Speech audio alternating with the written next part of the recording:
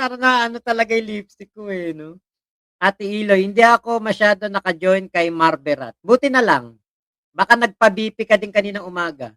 Gael, bakit parang si Casper na wala na sa journey ni Kulao, mas may mga sumasaw-saw pa na di marunong mag-research?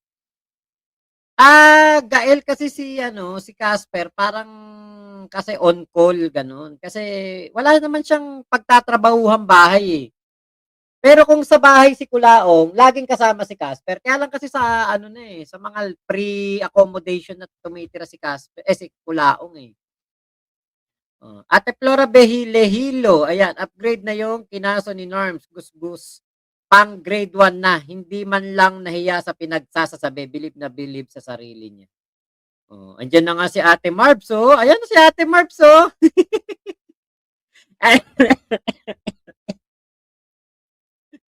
Ate Marbs, shoutout sa'yo. Napa-lipstick tuloy ako. Elmo, ayan, granting mga naging tao niya yan dati. Sana nirespeto niya na lang. Mga nakilala niya na yan. Baka sakali naging backup niya mga pinagbabanggit niya. So ngayon, ayan, walang malapitan. Wawa. Oo. Kasi ano na eh, markado na. Oy, palike naman ng ating video, sabi ni Kuya Henry. Ate May, sinusunod naman ng abogado niya yung mga sinasabi ni Kulaong. Eh, kasi ninong niya yun eh. Ano ba malay nun sa SOCMED? Kaya lang, di ba, mapapahamak din si Kulaong dun. Okay. Ayan. Si Big Mama, napa-comment, oh. Bale kada may lakad lang as bodyguard talaga, walang rehistro. Tama, Gael, ganun nga. On call lang. Bigyan ng hagdan yan, part 2. Naku, wag na. Kasi, di ba, parang sabi niya na ano siya, nasukol daw siya. Ano ba, naginisa ko daw siya. Di ko naman siya ginisa. Wala nga mantika eh. That respondents' actions were not motivated by any genuine desire to protect the public. I personally observed that prior to the events, subjects of this complaint responded publicly, endorsed, and promoted to his followers, kahombre, a person he introduced as a savvy lawyer. Ano kinalaman ng kaso dyan? Bakit ka nagsusumbong sa prosecutor's office? Bakit? Ano kinalaman niya? Let's move forward. Sige, try natin. Ano to? Barangay? Ano to? Kwentuhan? Oh. 24 years daw itong pagkakakulong, ha? 24 years sila makakukulong. Whom I later discovered as Susan Yance. This endorsement was made through his social media platforms, including through a video posted on his official social media account, where he encouraged his audience to trust and engage with the said individual. Aba, nagbigay pa ho ng mga patunay. Ang tanong, authenticated ba yan? Papaniwala kayo dyan, gago nga yan. Aba, para magpa-authenticate ka, dapat pupunta ka sa CICC, ha? At dapat hihingiin mo lahat yan kay Yusek Aboy, ha? Aba, sino bang hindi excited, Norman, di ba? Tandaan nyo, ito sinabi ni Yusek Aboy tungkol sa kanyang pagtanggi na AI daw at edited lang yung picture niya na nagsuot siya ng PNP uniform. Ano, Yusek? Sabi niya, hindi daw totoo. Fake daw yon, edited daw yung uniform na sinuot niya. So when we analyze the video, yung video naman yun available online. Yes. Including his page actually. Doon nilift yung video na yun. YouTube channel. Sa YouTube channel. Yes. Niya. So nung nilift namin yun, we analyze it using our deep fake analyzers here. Ano pa pangalan? Deep fake analyzers. So nadidetect niya if it's computer generated, it was digitally altered. Yun yung kasi we use this even sa mga deepfakes ng mga ibang celebrities na kunyari nag-endorse ng mga Casino. Oo, tama. Tapos even yung video ni Presidente na so we use the same tool as against the videos available online at determine namin na hindi siya computer generated, hindi siya AI generated, hindi siya manipulated. Legit siya. Siya talaga yung nasa loob ng uniform na yon. Yes. So, klaro, very clear. Ang galing mo magsumbong ni Norman, hombre ko. Grabe, sumbongero ka pala. Pagsasabi ka ng tao, kailangan dekalibre. Huwag maaba, hombre. Oo. Let's move forward. Subsequently, it was later exposed that the person being promoted was Susan Yance, mga aba. Antindi ho, kahit dito, talagang ipinangalandakan niya yan, mga kahombre ko. Isa ho sa pinakamalaking achievement ni Norman. So, ang just fixation lang kung ipahiya niyo ako sa buong Pilipinas. Like po ng video natin. Thank you. Yung sinasabi niyo marami ko in-stop 2020 pala, ang dami na nagsasabi niya, wala naman nagkatotoo kahit isa. Tapos papahiyahin niyo ako, national TV, yung ganito. Alam nyo, dapat, Norman, ang next mong pangalan, alam mo kung ano? Francis Leo Marcos, a.k.a. Norman Mangusin, a.k.a. Susan Yance. Sa internet, sinasabi mo. Sa prosecutor, ikinekwento mo. Bakit mo ito kinekwento? Anong kinalaman nito? Diba? Sa ikinakaso o sa ikinaso mo sa akin? Tama. Anong kinalaman ng mga tao na to, Norman? Oh my God, man! 24 years sila makakukulong. Who was allegedly not a legitimate lawyer and was reportedly a fugitive. Despite this disclosure, I didn't observe any meaningful retraction, clarification, or warning from respondent Makagago to his followers, many of whom include OFWs who could have been misled or placed at risk by such endorsement. Una sa lahat, nasaan ang patunay mo na meron akong kontrata kay Susan Yance about sa endorsement na ito na sinasabi mo? First. Pangalawa, para maging endorsement yan, dapat bayad ako. Nasaan ang patunay mo na binayaran ako upang maging endorsement ito? At maging legal to. Aber, pangatlo, pag-aralan mo muna ano ibig sabihin ng shoutout at endorsement. Pang-apat, hindi yan in-upload publicly. It has been uploaded on members-only based. Hindi ko nakasalanan kung pinakalat mo yan. Ikaw na ang mananagot dyan. Oo. Utak kasi, Norman. Ano ka ba na? Nako, perjury. Over perjury na naman to. Nako, Norman. We are preparing for it. Exciting. Ano ba yan? Puta, wala namang bearing sa lipunan yan. Ang tanong ko dito, Norman. Ano, si Kulaong din na nagpapahamak talaga sa sarili niya. Wala namang iba eh. Ang putya, 24 years sa ilong mo. Fritz Villan, hello po. Ayan. Salamat sa mga naglalike ha. Please mag-like naman po kayo para po tayo po dumami. Hindi masyadong malamig ang ulo ko. Na-Indian ako nung dalawang kausap kong katagayan.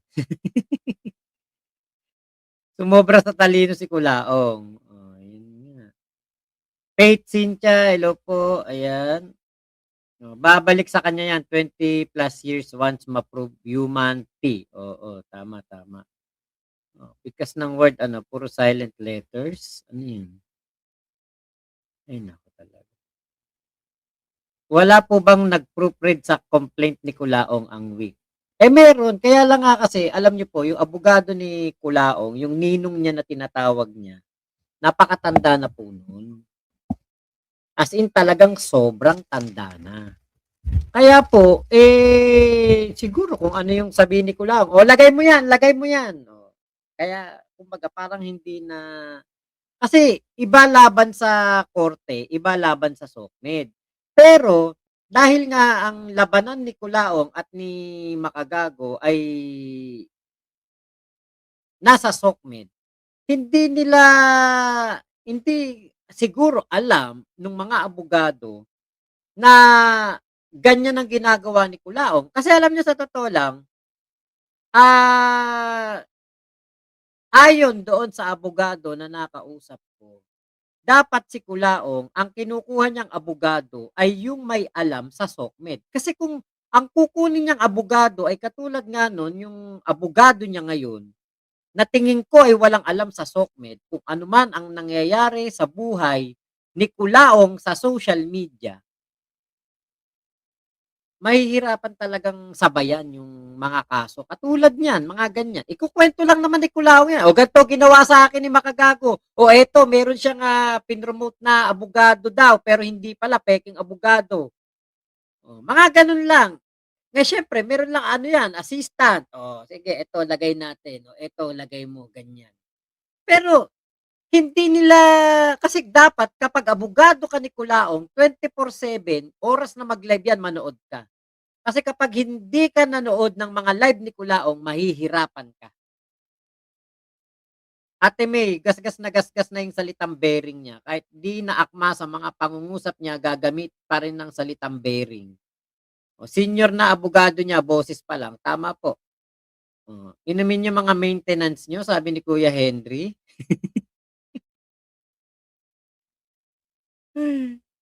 O, pag tinagay ko 'to mag-isa baka mang-away na ako ng lesbo. Uugod-ugod na nga attorney ni Kulaong, tama. Kulang na ata sa insure gold si attorney, ninong niya. O yun nga po. O, habol ulit ako later Sir Mac, uwian na po. Ate Ravenclaw, thank you. Ate Michelle, paano yan lang abogadong afford ni Kulaong? Tama. Yun lang siguro yung nauto niya, Boss Mac, kaya pinagtiyagaan na lang ni Kulaong. Oo, baka nga ano yun utang pa yun kasi ninong niya. Hmm. Lalong sample, lalong mapapanot abogado ni Kulaong sa kanya. Parang nai-imagine ko yung matandang kontrabida sa Kung Fu Hustle. Oo, yung unang Kung Fu Hustle yung asawa ng bungangera. Ay hindi pala, yung kalaban pala, yung The Prag, yung Prag naman ng ano niya, panglaban niya. Ate Jonah, hello po. Okay, kasalanan to ni Machamochi nag-idlip pa pati ako natuluyan din. Ate Ilo, kung maedad na yang mga abogado niya, baka makatulugan pa yung panonood ng video niya. Yun nga po. Actually, yun yung sinabi nga sa akin. Dapat ang abogado ni Kulaong ay alam ang history ni MG at ni Kulaong. Kasi mahihirapan talaga ipanalo yan. Buti may attorney pa si Kulaong. Yun na nga lang po, baka ano yun, Batares. Utang muna, pag nanalo sa kaso, saka bayad. Pare, Norman! Unggoy yan! Ang tanong ko sa iyo, anong kinalaman ng mga tao na ito, no, sa ikinaso mo sa akin? Anong pakialam even ng prosecutor sa mga problema mo? Hindi ganun yun. Ano yan, yung prosecutor, nanay mo? Itong ganitong kwento, ikikwento mo to sa nanay mo. Hindi sa prosecutor. Dito dapat precise ka. Kung ano at sino ang nirereklamo mo, doon ka lang focus. Kaya ganito nangyayari sa'yo Ngayon yung laban namin ni Makagago, ako ang unang nagsampa ng kaso sa kanya. Oo, ako unang nagsampa, ako unang nawaran. Bakit kasi ganito magkaso? Tapos sasabihin mo, 24 years sila makakukulong. Diyos ko. Sa bakit ulo ko sa'yo From! Ay, grabe. May observation pala si Norman, mga kaurang. Ang tindi nito. From my observation. Okay. This was not done simply to express his side of the dispute. His actions showed a clear effort to turn the situation into content that would generate views, reaction, and engagement, which are commonly monetized on social media platforms. In fact, in one of his YouTube videos na hindi authenticated, 10th of October 2025, he openly challenged me to a fight and stated that it could be used as something to pagkakakitaan natin ito to earn money from. The statement considered with his repeated post about me shows that he was not only attacking me personally, but also treating the controversy as material for content and profit. Ay nako! Baliktad naman ang sinabi mo kasi ito yung sinabi ko. Pakita natin sa mga tao kung sino ang tunay at kung sino ang legitimate na matapang.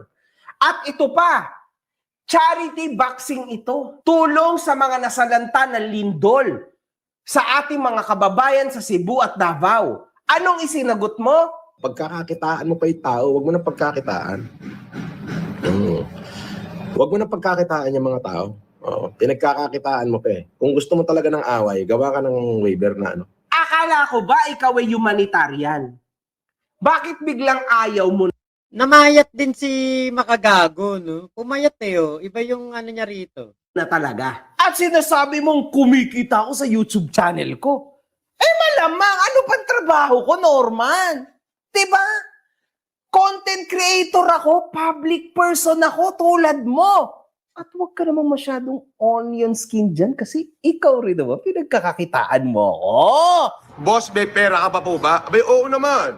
Oo naman. Nakabayad nga ako kahapon eh. Nakapagpasweldo rin ako ng mga tao ko.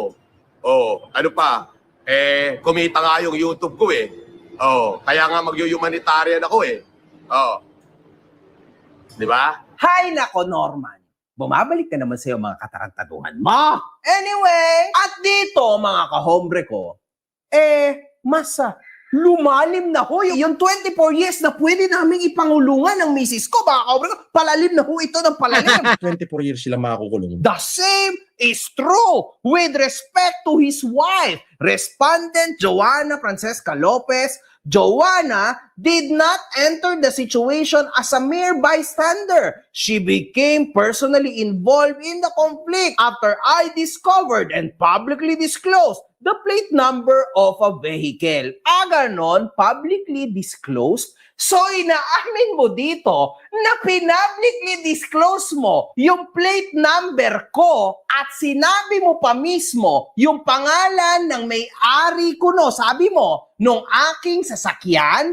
Pangatlo, sinabi mo rin yung address nung pangalan nung babae na yon. Tama ba? Yung challenger, hindi siya kanya. Eto, ebidensya. Ang may-ari ng challenger na si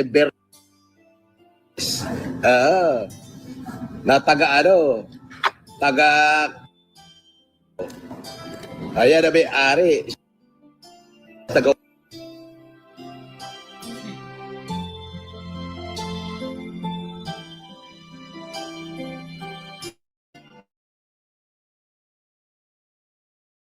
Sabi mo na to? Yung inamin mo pa lang na pinablicly disclosed mo yung plate number nung sasakyan ng may sasakyan, doon pa lang, game over ka na!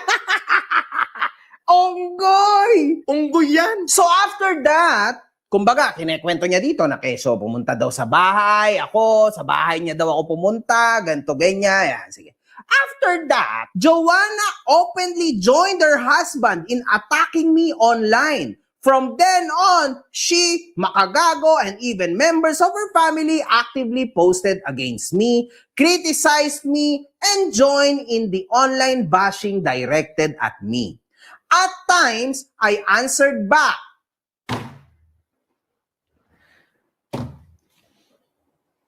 Tinatarantado mo ba sarili mo?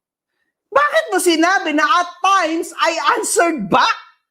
So, ibig sabihin, X na itong reklamo mo na to. Ibig sabihin, sumasagot ka pala. At times, I answered back. hanggang doon na lang yan, oh. At yung pagsagot mo, hindi lang basta-basta. Kasi ganito. Kahit mura-murahin kita, putang ina mo, makabaho, puta nanay mo, kaputa-putaan ng ina mo, puta asawa mo, putang ina mo. Lopez yung asawa niya, kilala nga yun. Wala akong pakialam kay Lopez yan, o kay kasino-sino pa yan. Wala akong pake, di gawin niya. Gago pala siya eh. Lopez, sampaling ko yung mukha mo eh. Okay ng inan to. Lopez ang asawa. Ipalo ko pa yung mukha ng asawa niya eh. Na Lopez eh. Tatautin mo ko sa isang gago na asawa, Lopez? Gusto mo, paguntugin ko pa silang dalawa pag nagkita kami. Lopez ka pa, dalala ba? Tatakutin mo pa ako. Sampal-sampalin ko pa ng titi sa mukha yan eh. At times, I answered back. And there were exchanges of words between us.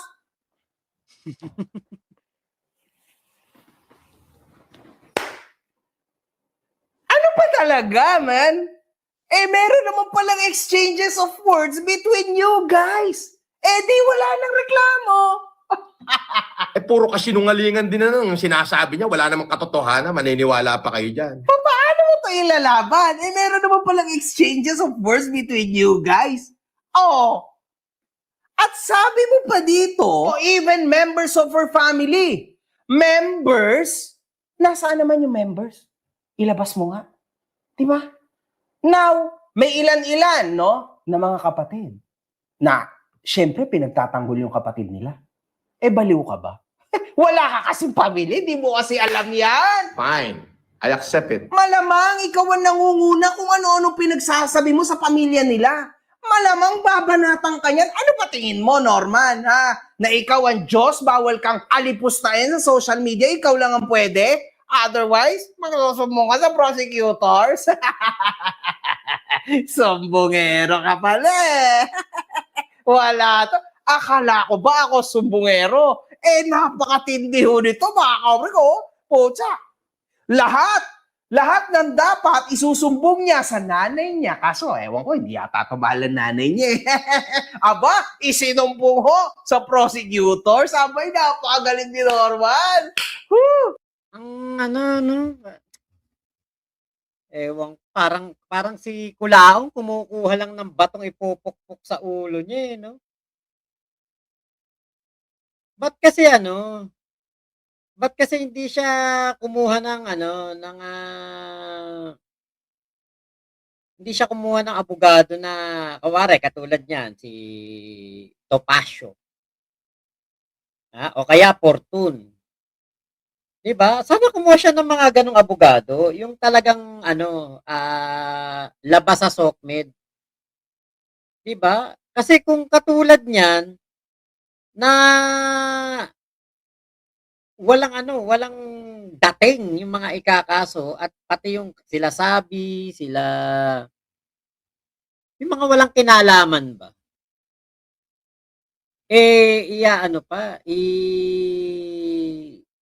Dadamay pa. Naghahang ba ako? Ano ba? Baka humihina yung signal ko, no? Ano ba ako? Naririnig nyo pa ba ako?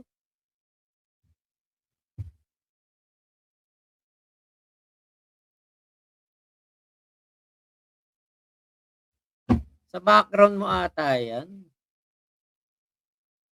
Ano po ba yung aking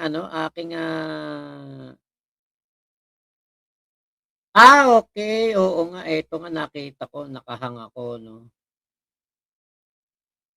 Oo, meron nga akong na nakahang.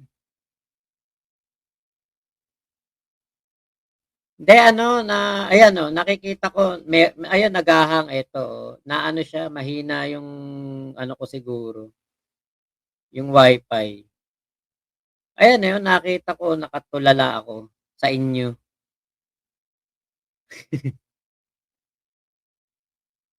Oo nga. Oo. Loud and clear, pero yung ko, naghahang. Eto, nakikita ko eh. Tignan ko nga kung palitan ko kaya ng background. Hindi kaya sa background to. Hindi kasi ako naka-green screen eh. Kailangan ko pang mag-green screen. Ayan. Eto na lang siguro muna. I-blurred ko lang.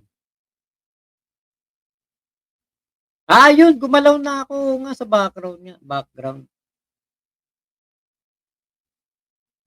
Kuya Mac, tissue nga nasisingahan, walang pambili. Sa tabi-tabi na lang, tinatapakan na lang.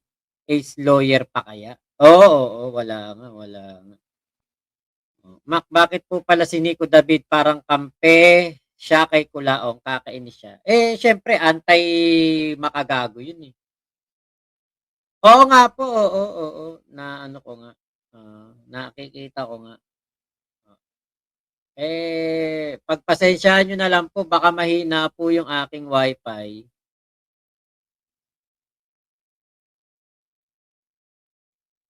Okay. Nagpapanggap na bingi at bulag yan si Marbs ngayon.